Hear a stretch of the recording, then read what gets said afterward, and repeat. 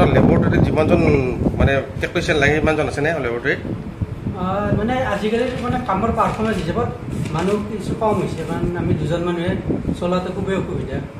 ইয়াত যদি আৰু দুজনমান হয় বা আজিকালি মেচিনবিলাকে মানে আগৰ দিনৰ মেচিনবিলাকে কাম কৰি থাকিব লগা হৈছে।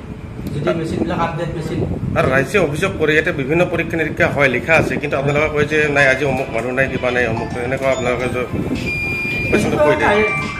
এনেকুৱা আমাৰ টাইম মেইনটেইন কৰি কামখিনি কৰা হয়। এনে কি মেচিন আছে আপোনালোকে কি পৰীক্ষা কৰে? আমাৰ এতিয়া মেক্সিমাম পৰীক্ষাই হয়, যিখিনি CHC লেভেলত হয় সকলোকে।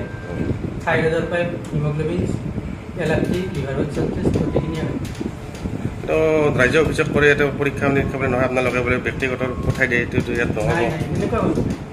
আপুনি ইয়াৰ বাহিৰে তাৰমানে ব্যক্তিগত কৰবা প্ৰতিষ্ঠানত কাম কৰে নেকি? ৰাইজৰ অভিযোগ আছে নাই। আপুনি ব্যক্তিগত ক'তো কাম নকৰে? নাই। ইয়াতে হস্পিটেলত কাম কৰে? ইয়াতে কাম। আপোনাৰ কিমান দিন হ'ল ইয়াতে কাম কৰিব? মই ইয়াতে 10 বছৰ হ'ল। নহয়, ৰাইজৰ অভিযোগ আছে তাৰমানে তেওঁলোকে লেবৰ মানে টেষ্টবিলাক কৰে, কিন্তু সময়ত তেওঁলোকে তাৰমানে ৰিপৰ্টবিলাক নাপায়।